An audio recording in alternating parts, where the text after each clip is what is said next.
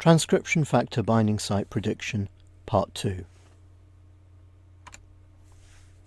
First we're going to look at how we can encode transcription factor binding site patterns.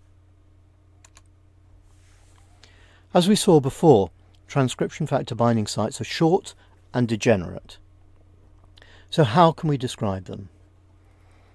Well, the simplest method that was in the table that I showed you before is that we simply take a sequence pattern, and we can use letters like W to indicate A or T and N to indicate any of the four bases. But this is a poor model. This is not a good way of describing them because of the problems that I pointed out before, that we can so easily match something at random. So instead what we tend to use is what's known as a position weight matrix. And in its simplest form, that just shows the frequency at which each base is seen at each position. And this can be raw counts or fractions. So this is known as the Transac format. These are the positions numbered down here. And these are the raw counts for A, C, G and T that are observed from a set of different examples of this particular stat1 transcription factor. And you can see that there are clear preferences, so this has a preference for a C at this position, an A at this position, a T at this position and so on, but we're seeing all the other bases at all of these positions as well. The fractional version simply expresses each value as a fraction of the total for that row. So row 1 would become 0.1001, 0.5181, 0.1998, 0.1920. Another way of looking at these, which is used quite frequently, is what's known as a sequence logo. And here we use a kind of logarithmic transformation, but the height of the letter indicates the frequency of that particular base. So here we have a sequence where we have a kind of core of the motif which is very, very clear, TTCC, and then a relatively random base here, but it tends to be C or T, and then we have generally G, G, A, A. And here we have a kind of extension of that motif. These positions like this really are random. It can be any of the bases. But here we're starting to see a little bit of a weak pattern. So this position weight matrix contrasts with the simple description of the pattern using effectively a simple regular expression. So the pattern for stat1 is TT, you can see that matches. Then anything then C, the extra information that we have now shows that it really, if you're going to have a fixed letter, it should be CC and so on, and you've got the two A's here. These position weight matrices then are the most popular way of doing this sort of encoding, but they assume that each position is independent. So if we looked at two positions in a particular pattern, we might see that A has a weight, a frequency of 0.5, and G has a frequency of 0.5, while at position 4 T has a frequency of 0.5 and C has a frequency of 0.5. So that could be completely correct, in that position 2 and position 4 are completely independent, and that an A in position 2 could go with a T or a C at position 4, but the positions could also be correlated. So in other words, perhaps an A at position 2 is always seen with a T at position 4, and a G at position 2 is always seen with a C at position 4. We don't have that information from the PWM. So there are a number of alternative, more complex models that can be used, and these try to allow for this.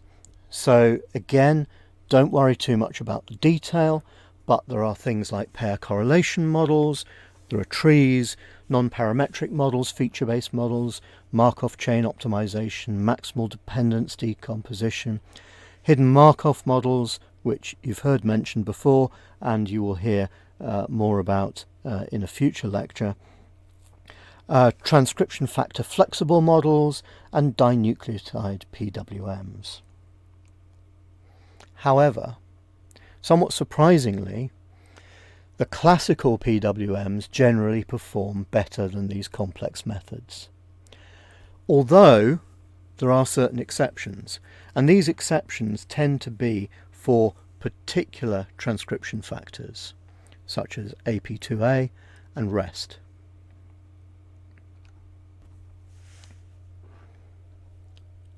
Having established that PWMs are generally the best way of describing transcription factor binding site profiles, how do we scan these against DNA?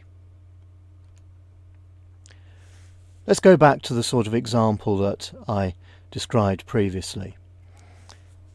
If we take a simple regular expression type pattern, this time I've chosen that stat1 example that we looked at before, which is a bit longer, but for 1, 2, 3, 4 of the positions we're allowing any of the 4 bases. So there are only 5 positions that we have a specific pattern for. So again, the p-value is 1 over 4 to the power of 5, or 1 over 1024, which equals 0.00098. Again, given that we have around about 3.2 billion base pairs of DNA, then the expectation value is 0.00098 multiplied by 3.2 times 10 to the 9, which gives us about 3.1 million possible sites for this transcription factor to bind. However, the actual number is probably fewer than 1,000. Consequently, just scanning a simple motif like that, or indeed a PWM, in a naive approach is going to find lots of false positive sites. And so there are lots of pieces of software that try to improve on that naive approach. Taking FEMO as an example. FEMO converts the PWM data into a log-odd score. So, for example, a PWM has a fractional match for a T at a particular position of 0.8. The log-odd score then is log to the base 2 of 0.8, which is minus 0.322. FEMO then uses dynamic programming to convert the log-odd scores into p-values, and it uses a zero-order background model to take into account the relative frequency of each base in the sequences being scanned. I'll come back to explain that in just a moment. By default, the program reports all motif occurrences with a p-value, so it's a probability value of less than 10 to the minus 4. This is also converted into a so-called Q value, the minimal false discovery rate for which a motif is deemed significant. So the false discovery rate is the number of false positives divided by the false positives plus the true positives. I said I would explain what a zero-order background model meant, and a zero-order background model simply looks at single nucleotide frequencies. It just counts the occurrences, normalized into frequencies, of each of the nucleotides A, C, G and T in the sequence dataset. So we're looking at how frequent each of those bases is in the section of DNA that we're scanning.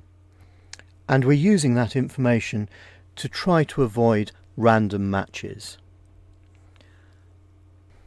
higher order models assume that the probability of observing a certain nucleotide depends on what the previous nucleotide or nucleotides was.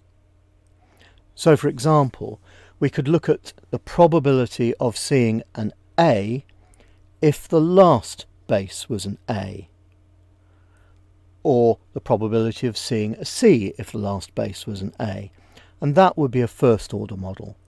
A second order model, as shown on the right, takes account of the previous two bases. So here we have the probability of seeing an A given that the last two bases were A and A, or A and C, or A and G, and so on. And again, this sort of information can be used in order to avoid getting random matches. So if we're interested in a pattern of AAC in our particular transcription factor binding site, if we know that AAC is very common, it has a high probability in the section of DNA that we're looking at, then we're going to have a stronger overall match in order to say that this particular profile is likely to be a real binding site. Now, there are two major approaches to scanning for transcription factor binding sites, and the choice of these depends on the context. So the two approaches are, first of all, to find individual binding sites, and secondly, to find clusters of binding sites. And this choice depends on whether we know we're looking at a particular gene. So if we already know that there is a gene here, then it's better to use the individual predictors. So we would try each of those predictors for different transcription factor binding sites in turn. If we have no such prior knowledge, so we don't know where the genes are, we've just got a long stretch of DNA, and we want to find where there are likely to be transcription factor binding sites, then it's better to use a cluster predictor. Let's look at the performance of the methods involved in predicting where transcription factor binding sites are. Clearly, as I've explained, there are two aspects to this. The first is to find motifs and describe those motifs. The second is to scan those motifs against a piece of DNA. So in motif discovery, this is a comparison of 4 different methods, all using the FEMO approach at scanning them against the DNA. So there's a bit of a circular problem here. You need to choose the best motif discovery tool, and you need to choose the best scanning tool. So in this case, what's been done is that FEMO is used as the scanning tool, and we're comparing the performance of the motif discovery tools. Now, you can see here that in these various different measures of performance, RGADM outperforms the other motif discovery tools. You want the false positive rate here to be low, you want all these other ones to be high. And what we're defining as a true positive in doing these calculations is a 70% overlap with the actual transcription factor binding site, which is a fairly commonly used definition. Now, the second thing that we need to evaluate is the performance in scanning against DNA. So having chosen the best method for generating the PWMs, and that was, as I said, RGADM, then we can try out different scanning methods to see how they perform. And in the case of the individual scannings, where we're looking for a single transcription factor binding site at a time, FEMO does best. When we're looking for clusters, MCAST does best. And as you can see here, the performance of MCAST is not quite as good as the performance of FIMO. And that's why I said that using FIMO is a better thing to do when you know that you have a gene here and you're looking for transcription factor binding sites associated with that gene. The reason that the cluster method then is better when you don't know where genes are is that you are likely to have a cluster of genuine transcription factor binding sites associated with a particular gene. And so FIMO or something like that, which looks for individual sites, may pick up individual sites that are not associated with anything. Whereas MCAST, because it's finding a cluster of sites, it's more likely that that is genuinely associated with a gene. In conclusion then, we've looked at various methods for experimental identification. ChipExo is almost certainly the best method, but the amount of data available from that method is still relatively limited. Using PWMs is normally the best approach for encoding transcription factor binding sites, and in general, more complex models, although they sound like they should be better, are not useful for the majority of transcription factor binding sites, although there are some exceptions, and certain transcription factors, their binding sites are better described through use of a more complex model. So that tends to imply that you should be using different types of model optimized for each particular transcription factor that you're looking for binding sites for. So for most of them PWMs, but in some cases more complex models. The best tool for generating PWMs is ArGADEM. The best tools for scanning PWMs are FIMO for individual sites and MCAST for clusters. The predictors for individual sites outperform the cluster predictors, but the choice of whether to look for a cluster or to look for an individual site depends on the context. In other words, individual sites if you know there's a gene nearby, and clusters if you don't. Just to finish off, I'm going to provide a number of resources and references that you might want to look at. Resources, PAZAR is a free resource which contains validated transcription factor binding sites. Oregano is another similar free resource, and TransFac is a very well-known resource, but it's commercial and access is limited. As sets of PWMs, Jasper is again a free resource describing lots of these PWMs for different transcription factors. TransFac, as well as having the validated sites, also contains PWM information but is commercial. Hokomoko is another free resource, as is HOMA and SysBP. Here are a set of references on motif discovery.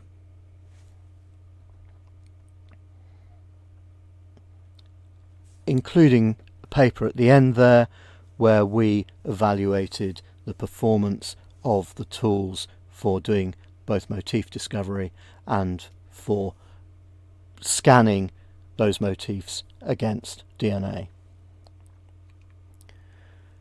Here are some references on using more complex models, and finally some references on PWM scanning.